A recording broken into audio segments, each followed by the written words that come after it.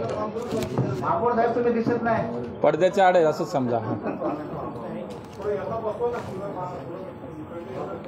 उभं राहिलं तरी चालेल, माग उभं राहिलं तरी चालेल बघायला. खुर्चीवर टेबलवर उभं राहावं लागेल. आपल्याला आज सगळ्यांना निमंत्रित करण्याचं कारण दिनांक 1 जानेवारी नवीन वर्षाच्या निमित्तानं पुणेकरांना एक चांगली भेट देण्याचा मानस महानगरपालिकेचा आहे. गेले काही वर्ष आपल्याला माहिती आहे की भामा आसखेड प्रकल्पाचं काम सुरू होतं. हे काम आता 100% पूर्ण झालं आणि या प्रकल्पाचा लोकार्पण सोहळा दिनांक 1 जानेवारी 2021 रोजी दुपारी 4 वाजता महापालिकेच्या मुख्य सभागृहामध्ये होतोय.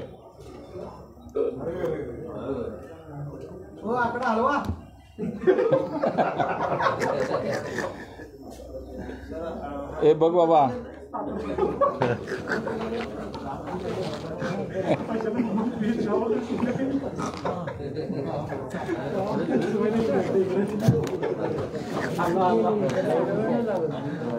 याच्यामध्ये खरं तर महानगरपालिकेच्या सभागृहामध्ये हा कार्यक्रम करताना त्याची 2 प्रमुख कारणं आहेत. एकतर हा जरी भामा आसखेड धरणामधनं आपण पुणे शहराला पिण्याच्या पाण्याची लाईन याच्यामध्ये करतोय आणि जवळपास 1.7 TMC इतकं पाणी पुणे शहराला याच्यामधनं आता मिळणार आहे. हा जाहीर कार्यक्रम न करता महापालिकेच्या सभागृहामध्ये आपण कार्यक्रम करतोय. धरणाचं काम, धरण हे आणि आपलं जलशुद्धीकरण केंद्र हे दोन्हीसुद्धा जर आपण पाहिलं तर ते ग्रामीण भागामध्ये येतं आणि जिथे आता ग्रामपंचायतीच्या निवडणुकीची आचारसंहितासुद्धा लागलेली आहे आणि कोरोनाचा सुद्धा प्रादुर्भाव आणि त्याचा विचार करता खरं तर इतका मोठा प्रकल्प आहे. जवळपास 12 ते 15 लाख नागरिकांना या निमित्तानं पाणी पोचणार आहे. पुण्याच्या पूर्व भागाचा गेल्या अनेक वर्षाचा जो काय थोडा पाणी प्रश्न आपल्याला सगळ्यांना माहिती आहे तो निश्चितपणे याच्यातनं मार्गी लागेल. एकूण पुणे शहराची पिण्याच्या पाण्याची जर आपण क्षमता पाहिली तर त्याच्यामध्ये एक चांगल्या प्रकारची भर या निमित्तानं पडणार आहे आणि म्हणून हे सगळं विचार करता कोरोना आणि एकूण सगळा ग्रामीण भागातली आचारसंहिता महानगरपालिकेच्या सभागृहामध्ये हा घेण्याचा कार्यक्रम ठरला. प्रकल्पाच्या संदर्भातली एक पुस्तिका या ठिकाणी खात्यानं काढलेली आहे, ती आपल्या सगळ्यांपर्यंत पोचलेली आहे आणि अनेक वेळेला आपण सगळ्यांनी याच्यामध्ये नेमकं काय काम झालं आहे, किती काम झालं याची आपल्याला सगळ्यांनाच कल्पना आहे. त्यामुळे मी त्याच्यामध्ये आपला वेळ फार घेणार नाही. परंतु हा कार्यक्रम करत असताना ज्या वेळेला महानगरपालिकेमध्ये यापूर्वीची सत्ता होती, काँग्रेस असेल राष्ट्रवादी असेल, त्यावेळेला प्रकल्प सुरू झाला. त्यानंतर महानगरपालिकेमध्ये भारतीय जनता पक्षाची सत्ता आली. राज्यामध्ये सुद्धा 2 सरकार बदलली.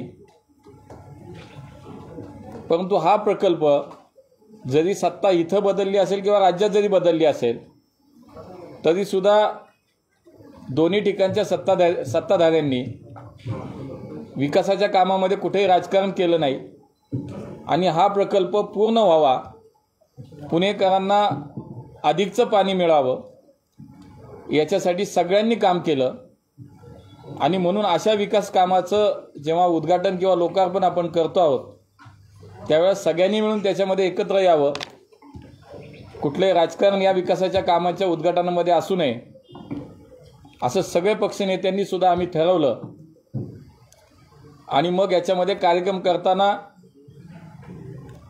विद्यमान राज्याचे उपमुख्यमंत्री, जिल्ह्याचे पालकमंत्री अजितदादा पवार राज्याचे विरोधी पक्षनेते आणि गेले 5 वर्षाच्या काळामध्ये मुख्यमंत्री असताना सुद्धा या प्रकल्पासाठी सुद्धा त्यांनी महत्त्वाची भूमिका या ठिकाणी केली असेल असे देवेंद्रजी फडणवीस असतील, विधान परिषदेच्या उपसभापती डॉक्टर नीलमताई गोरे असतील, भारतीय जनता पक्षाचे प्रदेशाचे अध्यक्ष चंद्रकांतदादा पाटील, अशा सगळ्या पक्षाच्या नेत्यांच्या उपस्थितीमध्ये हा कार्यक्रम आपण करतोय। त्यामुळे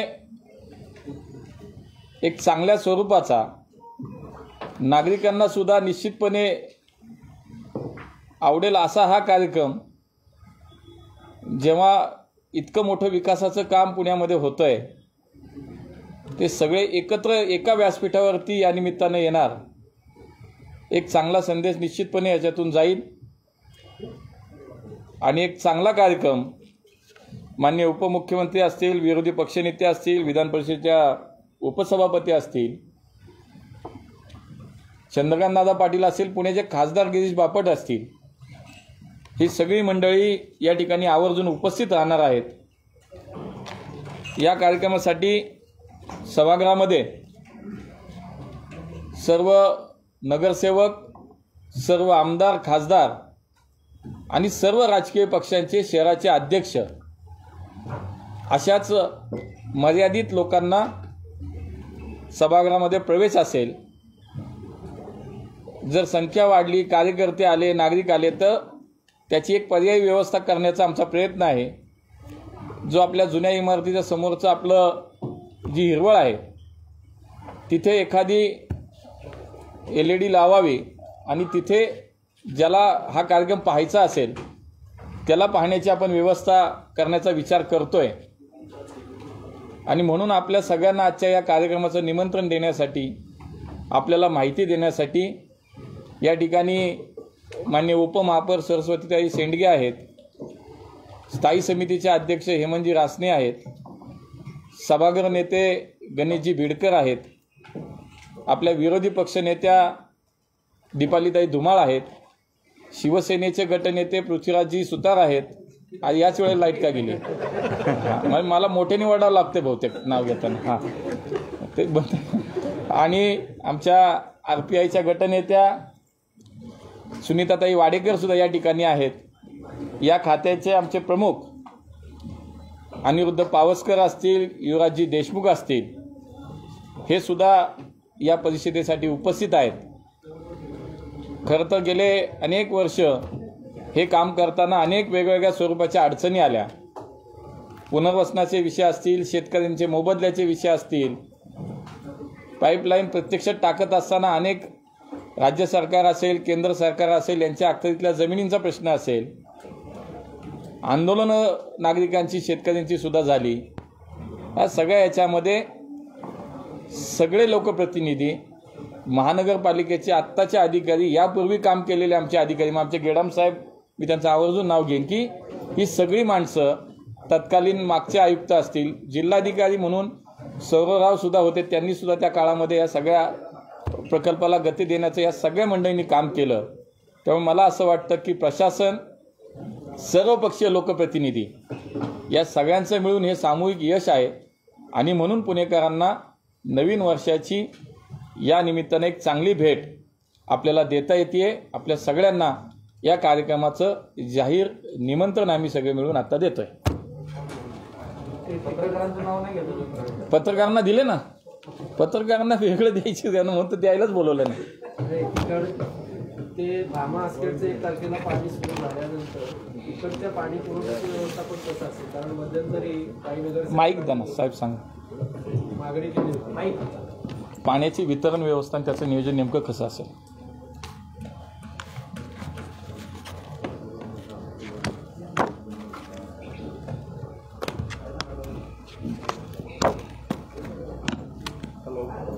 हे माईक चालू का?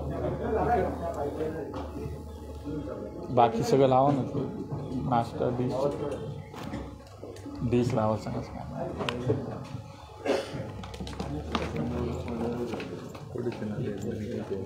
हां सभाला जाऊ ना ते बघायला लागत ना. हॅलो, आमचा जो हा सगळा भाग आहे म्हणजे कळस असेल, धानोरी असेल, लोगाव असेल, येरोडा असेल, ज्या भागावर म्हणजे ईशान्य पुण्याचा ईशान्य भाग म्हणून आपण की ज्याला आता भामा आस्केडवरनं आपण पाणी देणार आहे, तो भाग आतापर्यंत लष्कर जलकेंद्रावर अवलंबून होता. आणि लष्करवर एकूण आपण जे वितरण करतो जो भाग तो प्रचंड मोठ्या प्रमाणात आहे. त्यामुळे लष्कर आपल्या जलशुद्धीकरण केंद्रावर ताण येत होता. तर आता भामा आस्केडवरनं हा भाग जर आपण सगळा वितरणासाठी घेत असू तर नॅचरली लष्करवरचा आपलं थोडंसं लोड कमी होते.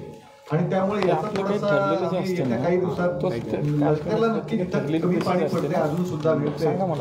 तिथला पाणी पुरवठा अधिक आपल्याला सुरळीत कसा करता येईल आणि तिथलं व्यवस्थित प्रेशरने आपल्याला नागरिकांना कसं देता येईल याचा हा आमचा बेसिकली आता प्राधान्यक्रम आहे.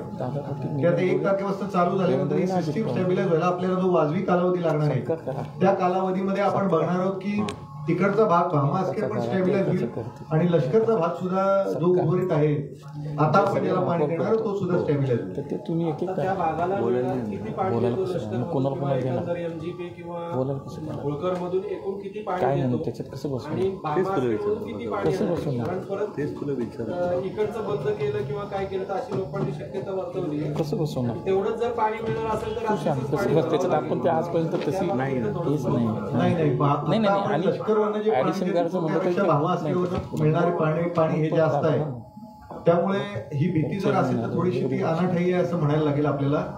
पुरेशा प्रमाणात पुरेशा दाबाने आपण हा जो मी आता मगाशी भाग सांगितला त्या भागाला आपण भामा आस्केडवरनं पाणी देणार आहे आणि ते पाणी इथलं आपलं सेव्ह झाल्यामुळे लष्करवरने उर्वरित भाग जो आपला थोडासा एफेक्टेड आहे अजून त्याला आपण व्यवस्थित पाणी पुरवठा करण्याच्या उद्देशाने आपण प्रयत्न करणार आहे. तुम्ही नाही आता तरी भामा आस्केड प्रकल्प हा ज्या भागासाठी बेसिकली डिझाईन केला गेला होता प्राधान्य तेच आहे. तिथं बेसिकली सगळे पाणी देणं हे याच्यामधलं अभिप्रेत आहे.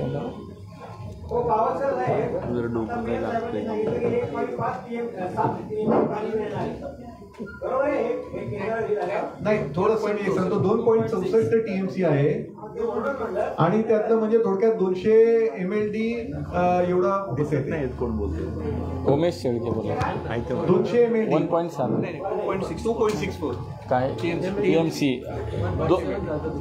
1.7 झालं ते 2.4 2.6 ते मी 2.7 आधी म्हटलं होतं मागे मी का 1.7 2.7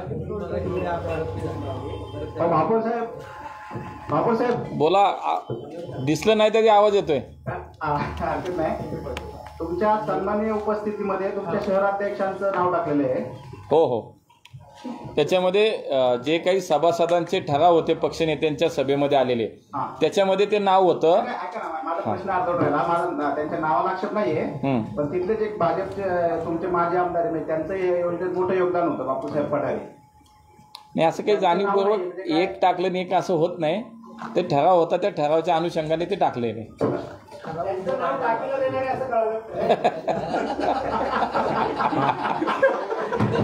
आता ही चौकट करू नका म्हणजे झालं. हो द्या ना पहिलं सगळं टँकर कमी होणार ना लावायला सांगा मला. टँकरची संख्या कमी होणार 100% टँकरची संख्या आपली कमी होईल. तिथली आपलं ते टँकरवरचं लोड कमी होईल.